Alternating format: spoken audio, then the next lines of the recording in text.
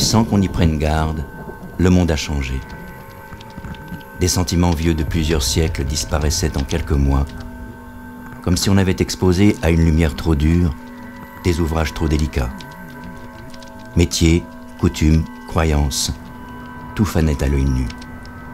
Je m'en réjouissais, persuadé que le monde connaissait un rajeunissement, sans comprendre alors que ce changement était dû à une maladie mortelle et que cette vigueur était celle d'une agonie.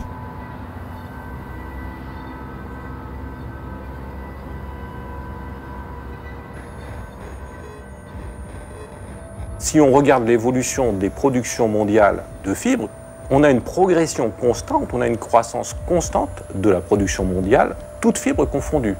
Et le coton, qui fait à peu près dans les 12 millions de tonnes au début des années 70, va arriver jusqu'à 20 millions de tonnes dans nos années actuelles.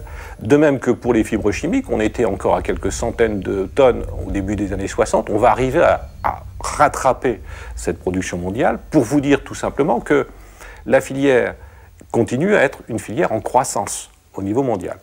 Alors la question qui se pose, c'est pourquoi une filière en croissance mondiale comme celle-là implique une redistribution des tâches, donc une division du travail, qui se fait au détriment des pays développés. Et qu'est-ce qui s'est passé ?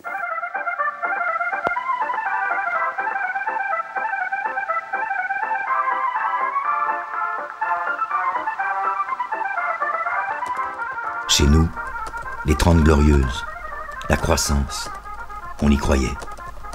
Le bonheur pour les siècles des siècles. Le plus curieux, c'est que tout cela était parti d'un bon sentiment. Créer, grâce au progrès, le bien-être pour tous. Et pendant un certain temps, ça avait plutôt bien fonctionné. Quand on regarde la filière, qui est assez complexe, on s'aperçoit que la partie textile est une partie à haute composante technique. Et notamment qu'il y a des possibilités d'évolution fortes sur les technologies de production.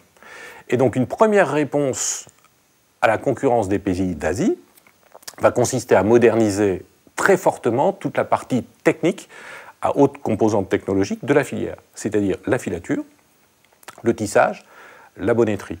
Et on va assister à des déperditions d'emplois en Europe et aux États-Unis, non pas pour des questions d'importation, contrairement à ce que l'on croit dans cette période, mais pour des questions de modernisation qui augmentent fortement et la productivité du travail et la productivité du capital.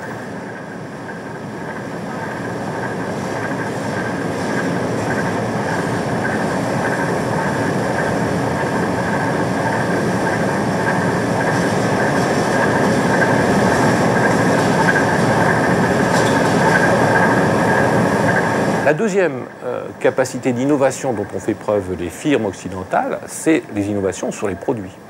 Les capacités de production avec les nouveaux produits et les nouvelles technologies se mélangent pour donner des avantages que l'Occident n'avait plus.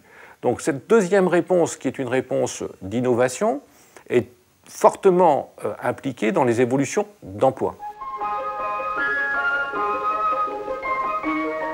La conjonction de la création individuelle, de l'ingéniosité humaine et des miracles de la nature a fait de cette fibre le textile d'hier, d'aujourd'hui et de demain.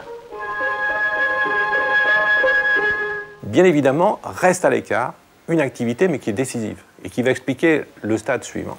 C'est l'opération de couture. Or, cette opération de couture, personne ne réussit à l'automatiser comme on a réussi à automatiser tout un ensemble de processus dans l'activité textile au sens strict, comme je l'expliquais tout à l'heure. Et donc, dans la confection, on a besoin de petites mains.